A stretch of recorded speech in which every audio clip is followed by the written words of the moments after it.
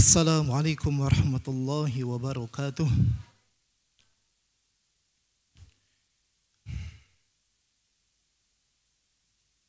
Alhamdulillahi rabbil alamin. Hamdan yuwafi ni'amahu wa yukafi'u mazidah. Ya Rabbana lakal hamdu kama yanbaghi li jalali wajhika wa 'azimi sultanik. Subhanaka la nuhsi thana'an 'alaik. Anta kama athnayta 'ala nafsik wa lakal hamdu wa lakal syukru 'ala dhalik. Subhanaka la ilma lana illa ma 'allamtana innaka antal alimul hakim. Rabbi shrah li sadri wa yassir li amri wahlul 'uqdatam min lisani yafqahu qawli. Amma ba'd. Yang kita cintai, kita hormati, dan kita doakan selalu guru-guru kita semua dan orang tua kita, wabil khusus guru yang menjadi orang tua kita, Guru mulia Abu Yahya dan Umi Fairuz, yang semoga Allah Subhanahu wa taala anugerahkan kepada beliau umur yang panjang dalam keadaan sehat walafiat dan kemudahan di dalam segala urusan, keberkahan, dan semoga Allah taala memberikan balasan terbaik nanti berjumpa dan digabungkan, dikumpulkan bersama baginda Nabi di surganya. Amin ya Allah ya Rabbal alamin. Yang saya hormati, saya cintai, saya banggakan para pecinta-pecinta baginda Nabi Muhammad SAW, para hadirin wal hadirat baik yang hadir maupun yang melalui streaming Al-Bahjah TV dan Radioku Network, dan juga melalui channel Al-Bahjah TV, yang semoga Allah Ta'ala memberikan kepada semuanya apa yang diinginkan, baik hajat dunia dan akhirat. Dan tentunya yang kita inginkan Allah Ta'ala mengokohkan iman kita dan memberikan nikmat iman dan Islam, dan menjadikan hati kita hobi untuk melaksanakan ibadah kepada Allah Subhanahu wa taala. Amin ya rabbal alamin. Alhamdulillah, kita sudah di bulan Rajab, sudah di bulan Sya'ban wa Rajab ya. Ini Ramadan ini di depan mata kita Bapak Ibu. 1 bulan yang lalu, bulan Rajab, kita telah berijtihad dengan memohon pertolongan Allah Subhanahu wa taala agar bisa berhijrah menghindari apa yang Allah benci, dari hal-hal yang tidak baik. Ibarat kata kita itu akan kedatangan tamu agung, tentunya rumah kita harus dibersihkan. Sampah-sampah dibuang, tembok yang dicoret kita bersihkan. Kemudian lukisan-lukisan yang tidak pantas kita cabut. Ya, alat-alat yang sudah usang kita buang. Setelah rumah bersih, kosong, tentunya nggak mungkin tamu suruh duduk di lantai. Maka kita pun akan menghiasi rumah kita. Dindingnya kita pasang sesuatu yang kalau dilihat tuh enak. Lantainya kita pasangi permadani, kursi empuk, kita siapkan apapun yang kalau tamu datang itu akan bahagia dan senang. Karena orang kalau bisa memperlakukan tamu dengan baik, memuliakan tamu, maka ketika tamu itu pulang dalam keadaan hati puas, Allah ampuni kita, rahmat Allah akan datang kepada kita. Nah, ketika Ramadan diperlakukan dengan mulia oleh kita, tentunya persiapannya pun harus luar biasa. Dimulai dari Rajab, kita sudah bersihkan diri kita. Kemudian setelah bersih, maka kebiasaan yang buruk ditinggalkan, hadirkan kebiasaan yang baik, yaitu di bulan Sya'ban. Makanya disebut syahrun tahalli. Syahrul tahalli. Tahalli itu adalah berhias diri. Setelah kita lepaskan diri dari kebiasaan buruk, kita mulai dengan sesuatu yang baik. Dibiasakan, karena kalau kita tidak biasa dengan ibadah-ibadah yang baik, perbuatan yang baik, nanti pas datang bulan Ramadan yang diharapkan setiap detiknya kita berbuat amal baik, kita bersikap baik, itu akan susah. Karena manusia itu bisa karena sudah terbiasa.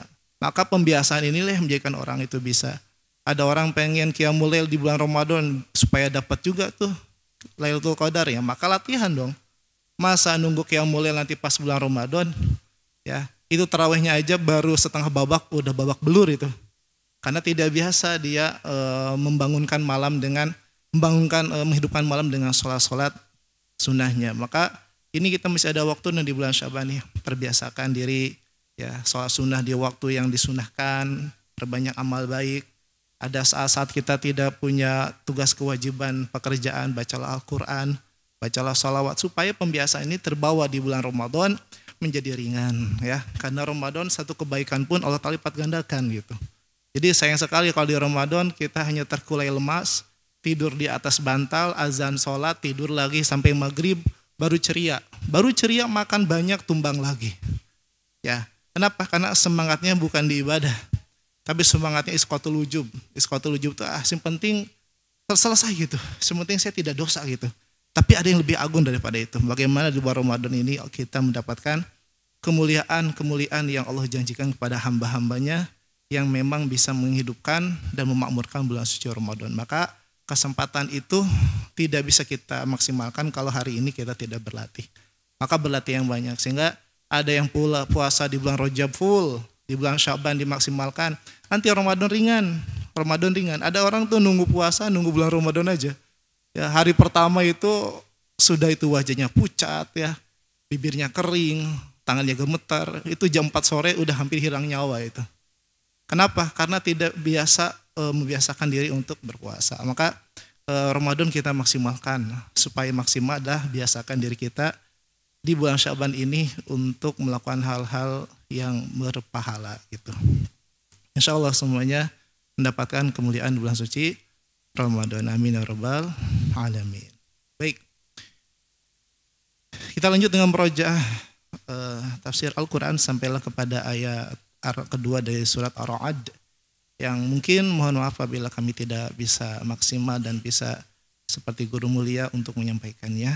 Mohon maaf, dan kita mari bersama mentadaburi dan mengambil manfaat, faidah dan juga pembelajaran supaya kita menjadi lebih baik di masa depannya. A'udzubillahi minasyaitonirrajim. Allahul ladzi rafa'as samawati.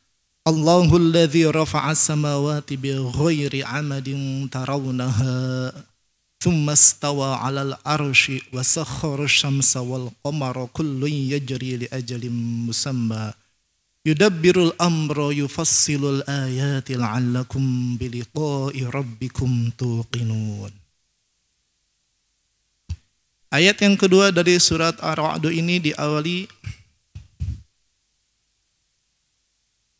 Allah Subhanahu wa taala menjelaskan tentang penciptaan Allah terhadap langit dan juga bumi. Nanti di ayat ketiganya. Diawali dengan lafaz Allah di awal. Allah salah satu nama yang memang masuk dalam Asmaul Husna. Dan nama Allah ini adalah mencakup semua nama-nama Allah yang memiliki sifat agung dan sempurna. Jadi dengan nama Allah sahaja semua sifat itu masuk di dalamnya. Ar-Rahman, Ar-Rahim, Al-Malik, Al-Qudus, As-Salam, semuanya itu dengan nama Allah itu sudah meliputi semua sifat-sifat tersebut, semua nama-nama Asmaul Husna dan semua nama-nama yang memiliki makna keagungan dan kemuliaan. Maka ketika seseorang melakukan segala sesuatu amal baik, kita diajarkan oleh baginda Nabi untuk mengucapkan Bismillah. Kita akan belajar Bismillah. Apa yang kita baca? Lafaz Allah. Di situ ya berarti Bismillah, Bismillah alim. Dengan menyebut nama yang maha mengetahui, karena kita akan belajar. Bismillahirrahmanirrahim, dengan menyebut zat yang maha kaya, karena kita akan bekerja. Cukup dengan mengatakan Bismillah, maka pekerjaan apapun yang akan kita mulai, itu semua akan mendapatkan pertolongan Allah, akan mendapatkan keberkahan, dan itu yang diajarkan oleh baginda Nabi SAW kepada kita semua. Allah yang telah menciptakan langit dan bumi, dan Allah yang menaklukkan segala sesuatu untuk kemanfaatan makhluk-makhluknya. Sehingga tidak ada makhluk yang bisa menaklukkan hal yang kecil pun kalau bukan Allah yang menghendakinya. Bukankah kita melihat ada anak kecil yang mengikat hidung kerbau, itu kerbau ditarik kemanapun ikut. Itu badannya besar. Dan yang kedua, ada yang namanya makhluk kecil, namanya nyamuk, itu nyamuk ya. Itu makhluk kecil itu susahnya minta ampun dikendalikan. Gigit pipi, kita tempelin pipi kita yang merah. pindah ke tangan, pindah kepala. Kecil tapi tidak bisa dikendalikan. Pertanyaannya, siapa yang menjadikan kerbau itu tunduk kepada anak kecil? Dan pertanyaan kedua, siapa yang telah menjadikan nyamuk tidak nurut kepada kita padahal dia kecil? Maka jawabannya adalah Allah. Allah yang telah menaklukkan mereka untuk kita, dan ada makhluk yang tidak Allah taklukkan kepada kita. Semua kehendak Allah. Masya Allah. Yang begitu besarnya badannya mudah untuk dikendalikan, tapi yang kecil itu nyamuk. Sampai kita harus cari obat ya, harus kita masang ini, masang itu, bakar ini, bakar itu, supaya tidak diganggu oleh nyamuk, tetap bangun tidur bentol wajah kita. Kenapa? Tidak bisa dikendalikan, padahal itu kecil. Ya karena Allah menciptakan dia untuk tidak dikendalikan oleh kita. Jadi apapun yang bisa kita kendalikan hari ini, kendaraan engkah, walaupun itu berbentuk adalah sebuah motor ataupun mobil, sesungguhnya Allah yang telah menaklukkan untuk kita. Ya. Tapi kan dia tidak bernyawa, dia bergerak atas kehendak Allah, bukan atas kehendak kita. Sehingga semua yang Allah Ta'ala sediakan untuk kita itu karena telah Allah taklukkan. Sehingga manusia tidak punya apa-apa. Akan melakukan segala sesuatu kalau bukan karena Allah yang telah menolongi, Allah yang akan memberikan izin, maka tidak akan terjadi. Maka sungguh Masya Allah, baginda Nabi mengajarkan kita awali segala sesuatu dengan Bismillah. Ya. Dalam Al-Quran sudah diajarkan bahwa Nabi Sulaiman mengirim surat pun kepada Ratu Balqis diawali dengan Bismillahirrahmanirrahim. Nah, maka lafaz Allah ini adalah lafaz yang luar biasa, tidak tertandingi. Nama Allah yang mencakup segala nama-nama yang memang pantas bagi Allah Subhanahu wa taala. Cukup dengan katakan bismillah, maka kita mengawali apapun itu pantas dan cukup. Tidak harus mengawali dengan nama Allah yang sesuai dengan apa yang akan kita lakukan. Tapi itu cukup mengatakan bismillah, maka semuanya pantas dan layak kita menggunakan nama Allah ini di dalam segala, bukan menggunakan ya bahasanya, mohon maaf. Kita membawa nama Allah di dalam pekerjaan kita, karena tahu bahwasanya tidak mungkin kita bisa melakukan apapun tanpa pertolongan dan izin Allah Subhanahu wa taala. Bahkan dengan mengucapkan bismillah, Allah berikan perlindungan atas diri kita, keluarga kita, harta kita, dan semua yang berhubungan dengan kita. Itu agungnya nama Allah Subhanahu wa taala, dan mengucapkan bismillah bahkan segalanya akan menjadi mudah insyaallah. Allahul ladzi rafa'a samawati bighairi amadin. Allah adalah Tuhan kita yang menciptakan, yang mengadakan, yang mentiadakan.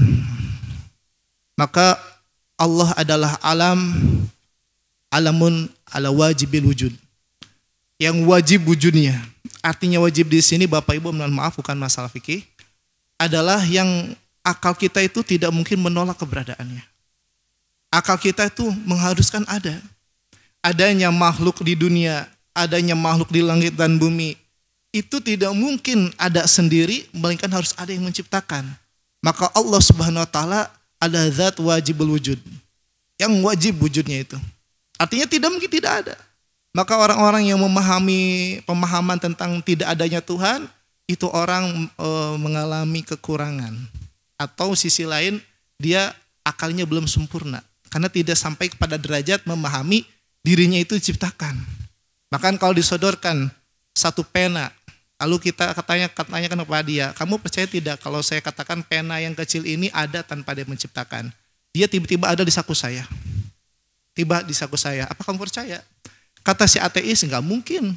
Itu pena yang rapi seperti itu, ada tutupnya pas dengan penanya, ada tintanya lubernya ke depan, enggak ke belakang. Itu pasti ada orang yang menyusun dan membuat. Mustahil ada sendiri itu pena. Lalu kita katakan, bagaimana dengan jagat raya yang sempurna ini? Yang aturannya begitu bermanfaat. Yang kalau siang ada matahari, kalau malam matahari tidak ada, dan kalau begini, apakah itu ada dengan sendirinya? Dan kamu yang dilahirkan dan sampai sekarang hidup menghirup oksigen dengan gratis tanpa kamu ketahui bagaimana masuk dan keluarnya, tanpa kamu kendalikan, apa kamu yakin itu sendiri atau tanpa ada Tuhan? Ya. Maka orang ateisme setelah itu ya berpikir, ya harusnya ada yang menciptakan, ya itu namanya Tuhan. Baik, maka Allah Ta'ala zat wajibul wujud, adalah yang wajib wujud, karena tidak mungkin kita semua ada, tapi kita ada. Maka Allah Ta'ala adalah yang maha ada. Allah Subhanahu wa taala yang telah meninggikan langit tanpa tiang. Langit tinggi ya, makanya namanya samawat. Ada kata sumu, sumu itu sesuatu yang tinggi. Kita disuruh oleh Allah Ta'ala untuk melihat dengan rinci, melihat dengan detail bagaimana langit itu ada. Allahul ladzi rafa'as samawati bighairi amadin tarawnaha. Allah yang telah meninggikan langit tanpa tiang sebagaimana yang kalian lihat. Yang kita lihat langit tanpa tiang ya. Tapi tarawnah ini walaupun kalimatnya khobari, isinya ada insya'i. Artinya kita disuruh tengok dengan jelas. Lihat dengan detail, lihat dengan betul. Bahwasanya langit yang diciptakan oleh Allah yang tinggi seperti itu tidak ada tiangnya. Barangkali tiangnya di ujung sana, cari. Barangkali tiangnya sepertinya ada di sebelah sana, cari. Dicari-cari nggak ada tiang. Kenapa? Karena memang Allah ciptakan langit walaupun tinggi di atas, tapi ternyata tanpa tiang. Apakah itu mungkin? Ya sangat gampang bagi Allah. Ya. Maka di sini kita disuruh untuk melihat dengan jelas. Setelah melihat dengan jelas, lalu kita berpikir, apakah yang menciptakan langit ini adalah manusia seperti kita yang kalau membuat rumah aja itu perlu kepada penyangga. Ya, ada orang membuat rumah tanpa tiang, tapi dia memiliki penyangga. Di mana? Tembok sampingnya itu dibikin melengkung. Ya, itu tuh ada tiangnya itu. Dipikir lagi, oh berarti ini langit yang menciptakan bukan manusia. Karena kalau manusia pasti langit harus ada tiangnya. Oh nggak ada tiang, berarti yang menciptakan adalah bukan manusia. Dan selalu seperti itu. Perbuatan manusia tidak akan pernah sama dengan perbuatan Allah. Apa yang Allah lakukan tidak sama dengan manusia. Makanya laisa kamitslihi syai'un. Tidak ada yang semisal yang mirip dengan Allah, tidak yang sama dengan Allah dalam segala hal. Manusia menciptakan sesuatu ada sebab, ada yang namanya itu perlu kepada ini dan itu. Tapi bagi Allah Ta'ala tanpa ini itu bisa terjadi. Itu yang menunjukkan pada kekuasaan Allah yang tidak terbatas, yang tidak bisa disamai oleh siapapun. Allah tinggikan langit tanpa tiang. Apakah tiangnya transparan tidak bisa dilihat? Pokoknya tanpa tiang. Bagaimana? Ya itulah pertanyaannya yang tidak ada jawabannya. Bagaimana menciptakan langit? Yang tahu hanyalah Allah. Kita makhluk dibatasi oleh Allah. Tidak mengetahui bagaimana penciptaan langit dan bumi. Ya. Yang kita tahu adalah sang penciptanya adalah Allah Subhanahu wa Ta'ala. Terbatas ilmu kita. Terbatas pengetahuan kita. Bagaimana kita diciptakan? Itu Allah yang menciptakan. Bi ghairi amadin tarawunaha. Tsumma stawa 'alal 'arsy. Istiwa 'alal 'arsy. Arsy itu mananya banyak. Kemarin sebelumnya kita murojaah di surat Yusuf alaihissalam tentang bagaimana Nabi Yusuf mengangkat kedua orang tuanya di atas arsy-nya Nabi Yusuf. Tahu di ayat lain Nabi Sulaiman memerintahkan untuk memindahkan arsy-nya Balqis ke tempatnya beliau. Jadi arsy itu maknanya tidak sama dengan arsy yang kita ketahui. Arsy yang ada di dunia yang dipakai manusia itu tidak sama dengan arsy yang Allah ciptakan. Beda. Arsy itu makhluk yang terbesar. Besarnya melebihi daripada kursi kecil. Ya, jagat raya kita kecil, semuanya kecil. Nah, kita ini titik di dalam titik. Maka arsy itu sangat besar sekali. Lalu bagaimana istiwanya Allah di atas arsy? Nah, ini adalah hal yang memang tidak bisa kita fahami dan samakan dengan makhluk. Ini masuk ke dalam ayat mutasyabihat, ayat-ayat yang memang di situ ada sifat-sifat makhluk yang ada di dalam makhluk. Tapi juga ini dinisbatkan kepada Allah Ta'ala. Sedangkan kita tahu bahwasanya Allah tidak sama dengan makhluk. Lalu bagaimana memahami istiwa? Istiwa maklum. Kita mengimani ada kalimat dalam Al-Quran istawa. Kita mengimani. Lalu bagaimana istiwanya Allah? Allahu a'lam. Karena kita bisa menentukan istiwa mananya seperti apa, itu kalau dinisbatkan kepada sesuatu yang kita ketahui. Istawanya manusia, itu dia dewasa. Istawanya sesuatu seperti istawanya perahu, itu telah dia berlabuh. Maka tidak bisa kita sebutkan istiwanya Allah apa artinya, wallahu alam, kita tidak tahu. Makanya di dalam manhaj cara memahami ayat mutasyabihat itu ada dua madhab, ada tafwid, ada takwil. Tafwid itu ada para ulama menyerahkan maknanya semuanya kepada Allah Subhanahu wa taala, lalu mengimani ayat yang ada itu benar adanya, tapi secara zohir makna tidak diambil. Makna zohir itu seperti ini. Makna yang sudah tersebar biasanya di kalangan orang, kalangan kita.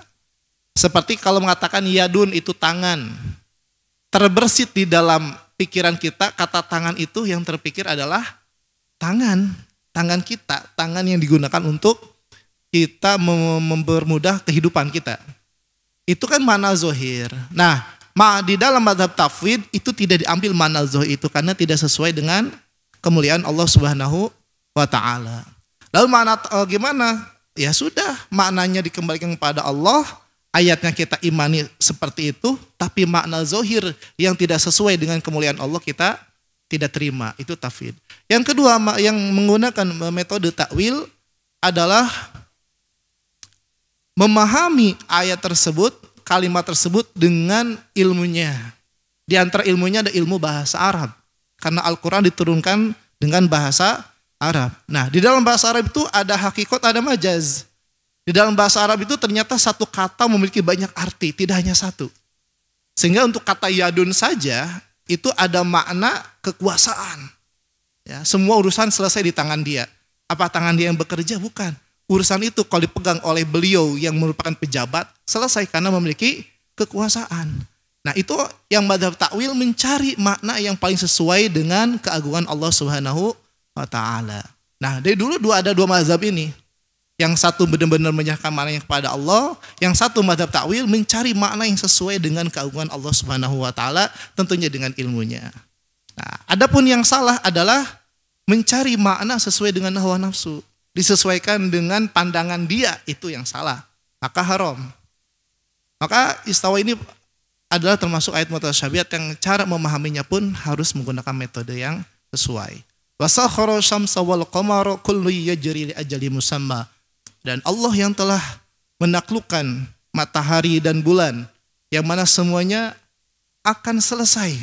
Ada waktunya mereka untuk tidak lagi bergerak dan berjalan. Kapan? Itu hari kiamat.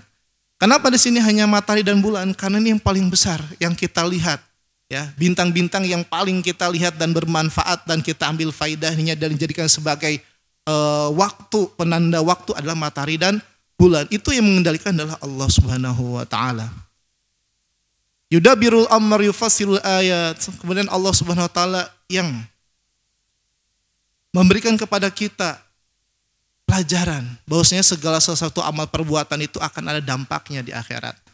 Makanya Allah Ta'ala menyediakan surga bagi orang-orang yang bertakwa kepada Allah. Dan Allah akan menyediakan neraka bagi mereka-mereka yang musyrik, yang ingkar pada Allah. Allah memberikan pahala kepada orang-orang yang baik. Itu mengajak orang untuk berpikir bahwasanya hari ini apa yang saya perbuat itu akan ada akibatnya di masa depan, yaitu di hari akhirat. Ketika kita berbuat hari ini baik, maka yakinlah Allah akan membalasnya. Sehingga orang-orang yang mulai mentadabbur kehidupannya, dia tidak akan melakukan segala sesuatu melainkan berpikir, kalau saya begini nanti dampaknya apa? Kalau saya berbuat baik nanti begini. Kalau saya hari ini berbuat jahat kepada orang lain, kira-kira apa yang akan Allah balas kepada saya? Itu ada dalam Al-Quran. Yufassilul ayat, kemudian Allah Ta'ala menjelaskan, menisbatkan hukum kepada apa yang sesuai. Seperti penciptaan manusia, Allah ciptakan dan pertama ada manusia Adam. Kemudian selain Nabi Adam diciptakan melalui proses pernikahan dan lain-lain sampai akhir. Nah, ini yang sesuai. Bukan pemahaman tentang orang mengatakan manusia asal mula dari kera. Itu nggak ada asalnya itu. Maka tidak boleh manusia menisbatkan hukum sesuai dengan kemauannya sendiri. Harus sesuai dengan apa yang sudah Allah Ta'ala kisahkan kepada kita. Dan terbukti ternyata manusia memang berawal dan juga diciptakannya itu sesuai dengan Allah jelaskan di dalam Al-Quran. La'allakum biliqa'i rabbikum tuqinun. Setelah kita meyakini, memahami bahwasanya Allah yang menciptakan langit dan bumi, dan kita memahami bahwasanya segala perbuatan itu akan diberikan balasan, maka orang yang berbuat baik tentunya akan merasa rindu kepada Allah dan harus yakin bahwasanya setelah kehidupan ini ada kehidupan panjang namanya akhirat, maka mereka harus punya keyakinan setelah ini akan berjumpa dengan Allah Subhanahu wa taala. La'allakum biliqa'i rabbikum tuqinun, yang mana supaya kalian meyakini pertemuan dengan Allah Tuhan kita semua. Ya, semoga kita semua dijadikan oleh Allah Subhanahu wa taala hamba-hamba yang pandai bertadabbur, sehingga kita tidak salah di dalam berpikir dan bersikap, dan semoga kita semua diberikan ilmu oleh Allah taala sehingga memahami segala sesuatu sesuai dengan apa yang Allah taala sampaikan kepada baginda Nabi dan menjadi ilmu yang sampai sekarang berlaku. Dan semoga Allah taala jadikan pertemuan kita dengannya adalah pertemuan kerinduan, yang mana nanti berjumpa dengan Allah tempatkan kita di dalam surganya. Amin ya rabbal alamin. Wallahu ta'ala alam bisawab. Mohon maaf dan mudah selalu. Wassalamualaikum warahmatullahi wabarakatuh.